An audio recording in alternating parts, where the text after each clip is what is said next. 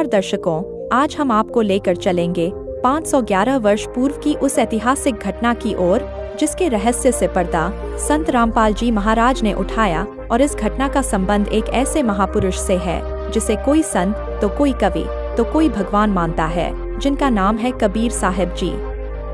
जी हाँ दर्शकों, कबीर साहब को कोई संत तो कोई कवि तो कोई भगवान मानता है, लेकिन दर्शकों संत रामपाल जी महाराज ने इस ऐतिहासिक घटना का रहस्य जिन साक्ष्यों के साथ दिया है, जिसे जानने के बाद आप स्वयं इस निर्णय तक पहुंच जाएंगे कि वास्तव में कबीर जी कौन थे। तो इस रहस्य को जानने के लिए देखिए यह पूरा वीडियो।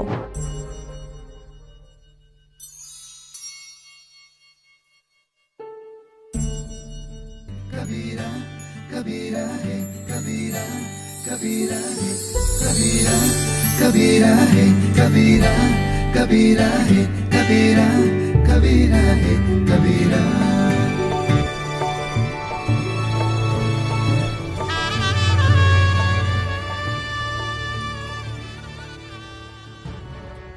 पूर्ण परमात्मा सर्वश्रेष्ठी रचनहार कबीर देव प्रत्येक युग में इस धरा पर अवतरित होते हैं और एक आम जन साधारण की तरह लीला करते हुए अपने वास्तविक घर यानी सतलोक की जानकारी भक्त समाज को देते हैं। लेकिन उस समय अधिकांश लोग परमेश्वर की पहचान नहीं कर पाते। लगभग 625 वर्ष पूर्व पूरी सृष्टि को बुनने वाले कबीर साहिब जी काशी नगर की जुलाहा बस्ती में एक टूटी सी झोपड़ी में 120 वर्ष तक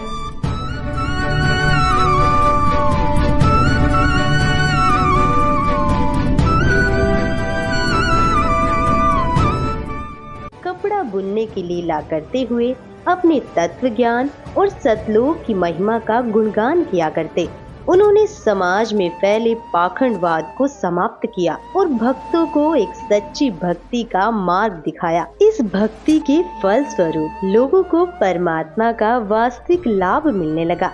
इससे प्रभावित होकर उस समय के हिंदू और मुस्लिम दोनों धर्मों के 64 लाख श्रद्धालु कबीर परमेश्वर जी के शिष्य बन गए। वहीं दूसरी तरफ कबीर परमेश्वर जी को एक आम भक्त संत व गरीब जुलाहा समझ उस समय के मुल्ला काजी पंडित और ब्राह्मण कबीर साहिब जी की महिमा चारों ओर फैलते देख ईर्ष्यावश आए दिन उन पर जुल्म करने की अस्थायी कोशिश करते ही रहते थे।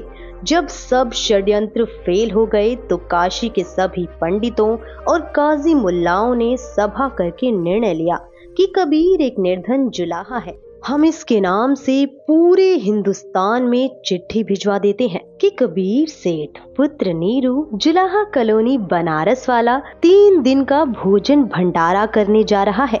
सभी अखाड़े वाले बाबा और साधु संत आमंत्रित हैं। साथ में अपने अपने शिष्यों को अवश्य लाएं। तीनों दिन प्रत्येक भोजन के पश्चात सभी साधु संत ब्राह्मण काजी मुल्ला पीर पैगंबर और ओलिया को एक दोहर एक मोहर तथा जो कोई सूखा सीधा यानी आटा मिठाई घी दाल चावल भी लेना चाहे वह भी दिया जाएगा। दोहर एक लोई होती थी जो उस समय की सबसे महंगी और उपयोगी कंबल मानी जाती थी, जिसे अमीर लोग ही ओढ़ते थे। मोहर लगभग 10 ग्राम सोने से बनी होती थी, जिसकी वर्तमान कीमत लगभग 30,000 रुपए है। उस लोहे की कीमत वर्तमान में 10,000 से कम नहीं है। सर्वसम्मति से यह निर्णय लेकर पत्र भिजवा दिए गए और दिन निश्चित कर दिए गए। निश्चित दिन को 18 लाख साधु संत ब्राह्मण मंडलेश्वर अपने अपने शिष्यों सहित पहुंच गए। सबको लालच था कि प्रत्येक भोजन के पश्चात उपरोक्त दक्षिणा मिलेगी, इसलिए अपने अपने शिष्यों को मंडलेश्वर ले आए कि अच्छा माल मिलेगा, सूखा सीधा भी लेंगे, महीनों का खाने का और कई हजार का सोना तथा लोई मिलेगी, बेचकर काम चलाएंगे। कबीर परमेश्वर ने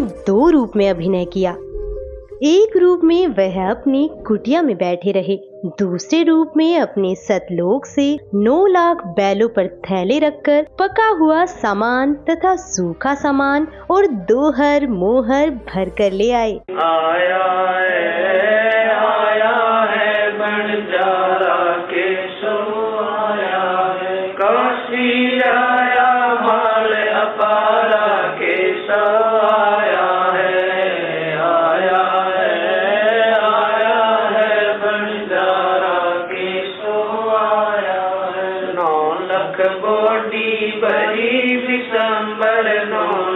बोटी भरी विशंबर दिया कबीर भंडारा के सो आया है, आया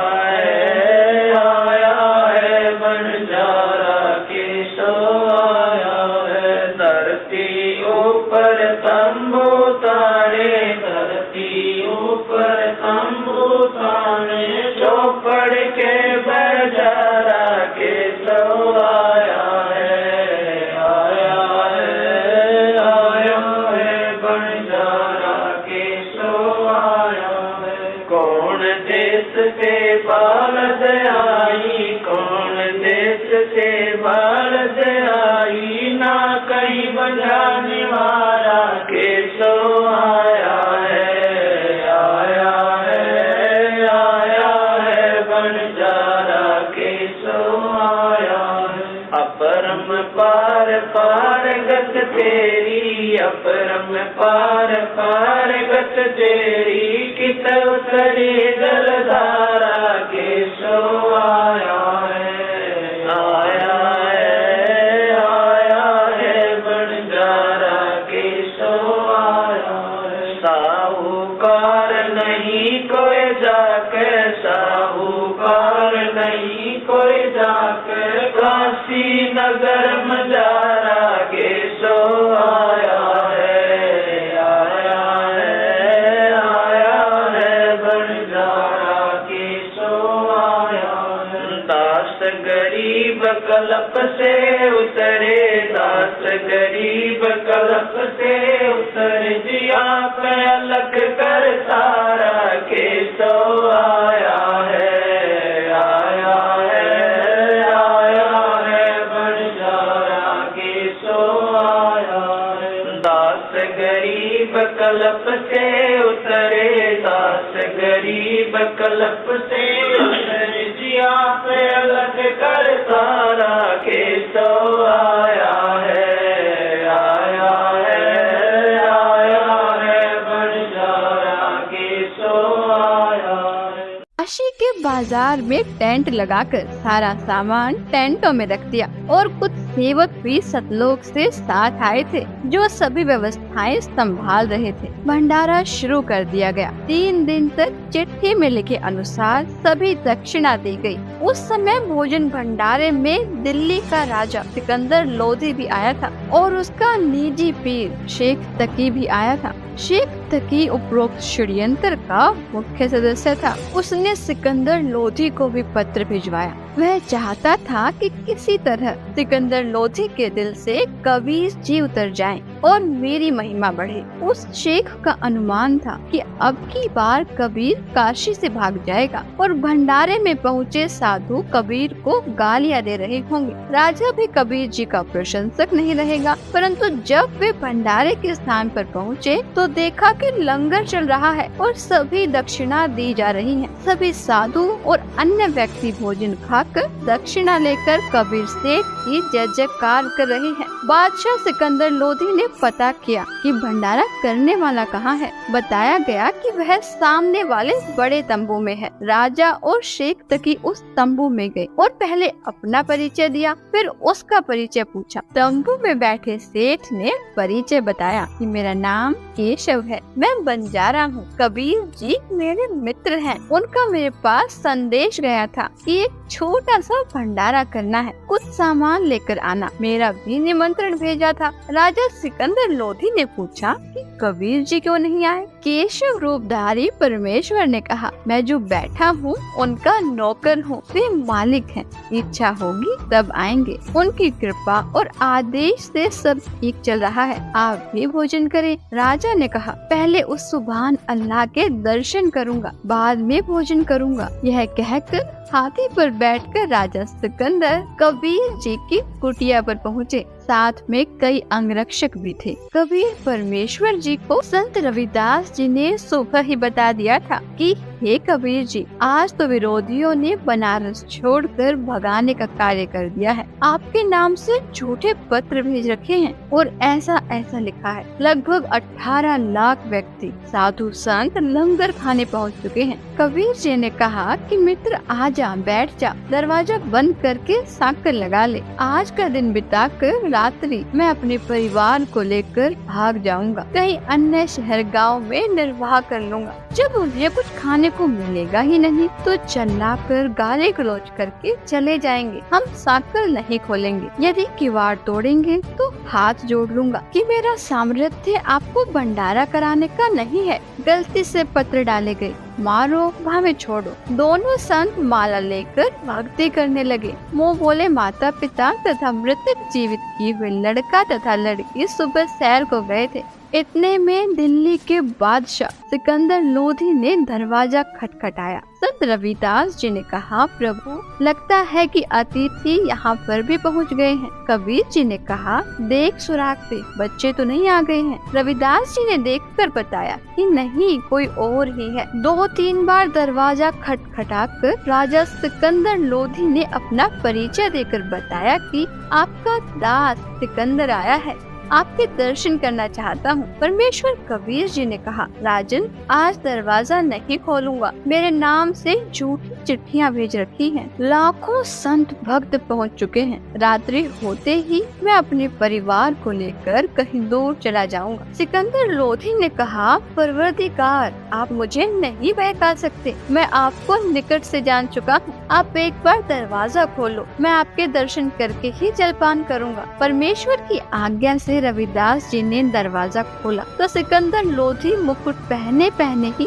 चरणों में लौट गया और बताया कि आप अपने आप को छिपा कर बैठे हो। आपने कितना सुंदर भंडारा लगा रखा है। आपका मित्र केशव आपके संदेश को पाकर सर्व सामान लेकर आया है। आपके नाम का अखंड भंडारा चल रहा है। सभी अतिथि आपके दर्शनाभिलाषी हैं। कह रहे हैं कि देखे तो कौन है कबीर सेठ जिसने ऐसे खुले हाथ से लंगर कराया है। मेरी भी प्रार्थना है कि आप एक बार भंडारे में घूमकर सबको दर्शन देकर कृतार्थ करें। तब परमेश्वर कबीर जी उठे और कुटिया से बाहर आए तो आकाश से कबीर जी पर फूलों की वर्षा होने लगी और आकाश से आकर सिर पर सुंदर मुकुट अपने आप पहना गया। तब हाथी पर बैठकर कबीर जी तथा रविदास जी व राजा चले तो सिकंदर लोधी परमेश्वर कबीर जी पर चंवर करने लगे और पीलवान से कहा कि हाथी को भंडारे के साथ लेकर चल। जो भी देखे और पूछे काशी वालों से कि कबीर सेठ कौन सा है, उत्तर मिले कि जिसके सिर पर मोर पंख वाला मुकुट है यह है कबीर सेठ,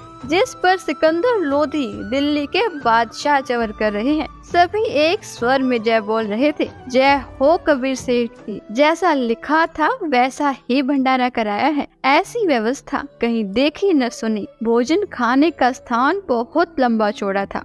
उसमें घूमकर फिर वहाँ पर आए जहाँ पर केशव टेंट में बैठा था। हाथी से उतरकर कबीर जी तंबू में पहुँचे तो अपने आप एक सुंदर पलंग आ गया। उसके ऊपर एक गद्दा बिछ गया, ऊपर गलीचे बिछ गए जिसके झालरों में हीरे पन्ने लाल लगे थे। टेंट को ऊपर कर दिया गया जो 2 तरफ से बंद था। खाना खाने के पश्चात सब दर्शनार्थ वहां आने लगे। तब परमेश्वर कबीर जी ने उन परमात्मा के लिए घर त्याग कर आश्रमों में रहने वालों तथा अन्य गृहस्थ व्यक्तियों और ब्राह्मणों को आपस में अर्थात केशव तथा कबीर जी ने आध्यात्मिक प्रश्न उत्तर करके सत्य ज्ञान समझाया।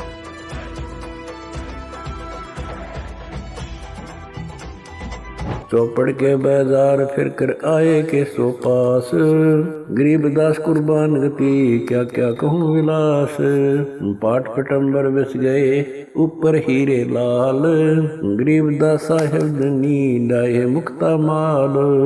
केसो और कबीर का तंबू माई मिलाप, गरीबदास 8 पैर लग गोष्ठी निजगर गाप।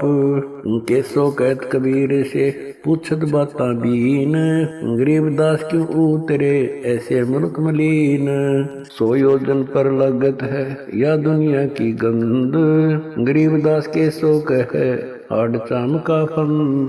सुन कबीर सुर भेद हूँ कैसो कष्ट करंत, गरीबदास गंदे मन से मेला आन भरंत। विष्टा जिनके देह में मगन फिरे दिन रात, गरीबदास कैसो कह जिन सिर यम की घात। सुन कबीर मन भावने तुम्हारी बात अगाध, गरीबदास कैसो कह तुमसे तुम ही साध। धन कबीर कुर्बान जा ऐसी रहरी तुम्हार, गरीबदास के सो कह छोड़िए गंदा संसार। नरक भरे तिस उदर है रुदर भरी सब देह, गरीबदास के सो कह या मनुष्य मुखे है। राम नाम कैसे भोर नरक नगीन शरीर, गरीबदास के सो कह विलंबे कहाँ कबीर। दम बिन दे ही सही नहीं जमी आसमान, गरीबदास के सो कह जहाँ रहन स्थान। हीरे पीले मोती जहाँ हीरे बदन सफेद, गरीबदास के सो कह सुनो देश का भेद। लाल श्याम जहाँ रतन है नहीं भौतिक आकार, गरीबदास के सो कह चल कबीर परिवार। सुन के सो अब वंदना कह कबीर संदेश, गरीबदास लोक में है हमारा परवेश। आड़ चाम की देही में दूध रतन सरवंत, गरीबदास घट पिंड में ऐसे है भगवंत। तन दूधी को पाड़ कर जय कोई देखे दूध, गरीबदास उस पिंड में आड़ चाम और गूद। हमरे ही हुनियारे है अमरा सर्जनहार, गरीबदास विधि भेद सुन खुल मुक्ति द्वार। युग 70 हम ज्ञान दिया जीवन समझा एक, गरीबदास घर घर फिरे दरे कबीरा भेख। 70 युग सेवन किए किन न बुझी बात, गरीबदास में समझात हूँ मोहे लगावे लात। कल्प कोटि युग बीतिया हम आए हर बेर, गरीबदास के सो सुनो देन भक्ति की टेर। स्वर्ग मृत्यु पाताल में हम बैठे कई बार, गरीबदास घर घर से जा मार मार के मार।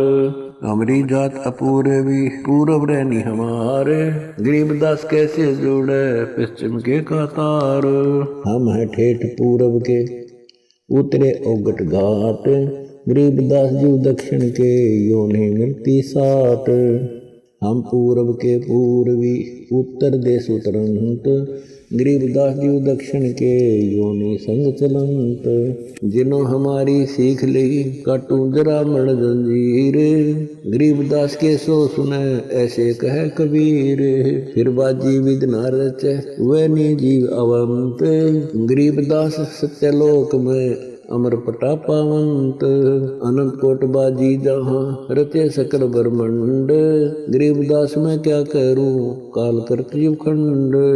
किलों काल निकंद हूँ जीव विध्वंस नहीं होए, गरीबदास दुल्ला कहे शब्द न बूझे कोए। मनुष्य जीव क्या बात है पशु पक्षी परवाने, गरीबदास दुल्ला कहे करहूँ हंस अमान।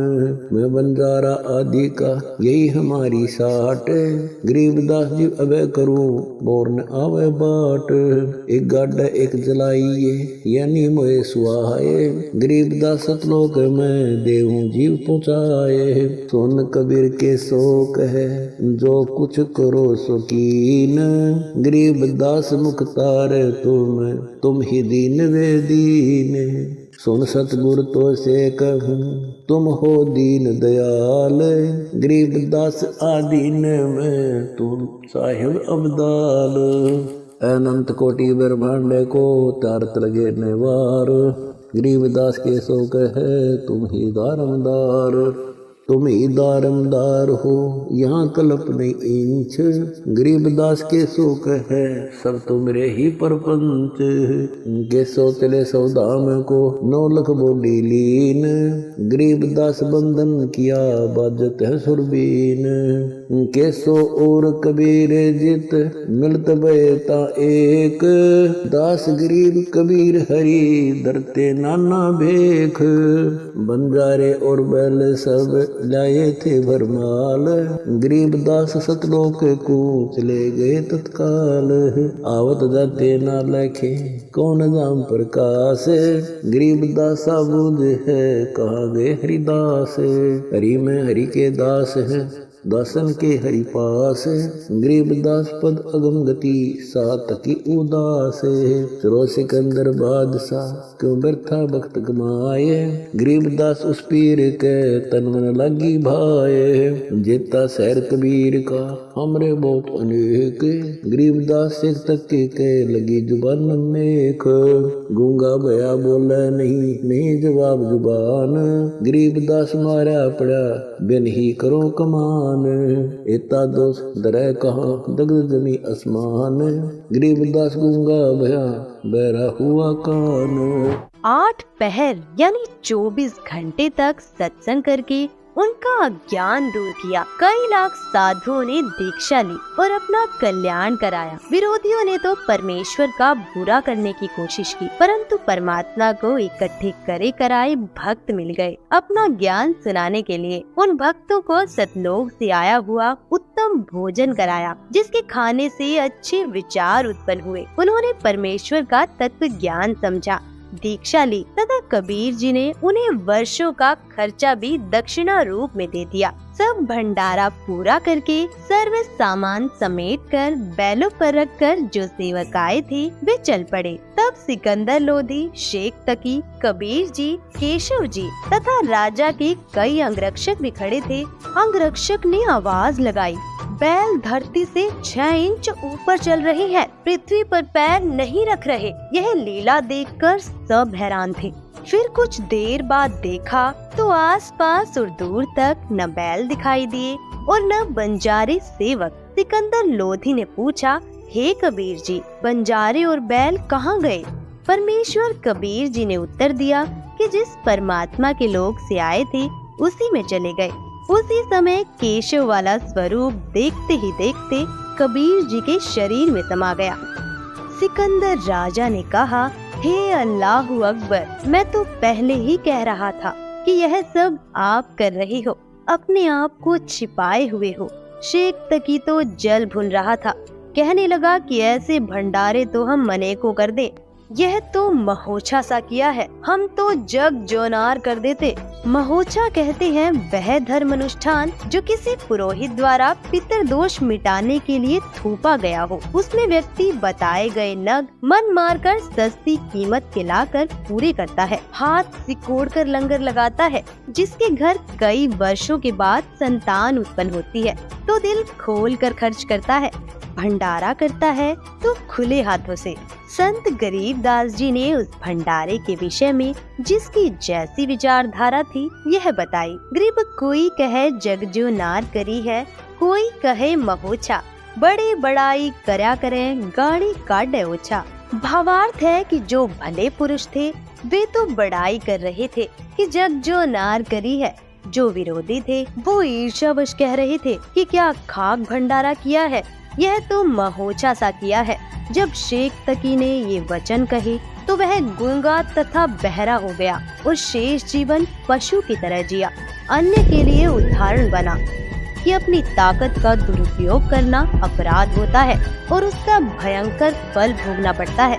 दर्शकों, अभी आपने देखा कि पूर्ण परमात्मा कबीर जी ने अपनी समर्थता का परिचय देते हुए 3 दिन तक 18 लाख साधु संतों को केशव बंजारा रूप में सतलोक से आकर भंडारा कराया था। और ऐसे ही दिव्य भंडारे को वर्तमान समय में संत रामपाल जी महाराज द्वारा 10 से अधिक सतलोक आश्रमों में साल में 6 बार करवाए जाते हैं, जिसमें पूरे विश्व को आमंत्रित किया जाता है, जिससे यह सिद्ध होता है कि समर्थ पूर्ण परमात्मा कबीर जी ही वर्तमान समय में संत रामपाल जी महाराज के रूप में इस धरा में मौजूद हैं, क्योंकि समर्थ कबीर परमात्मा के बिना पूरे विश्व को भंडारा कराना संभव नहीं है।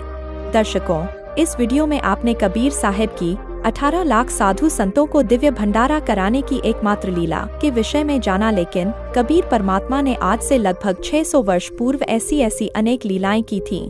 कबीर साहिब की संपूर्ण लीलाओं की विस्तृत जानकारी जानने के लिए संत रामपाल जी महाराज के मंगल प्रवचनों को प्रतिदिन देखिए संत रामपाल जी महाराज YouTube चैनल पर।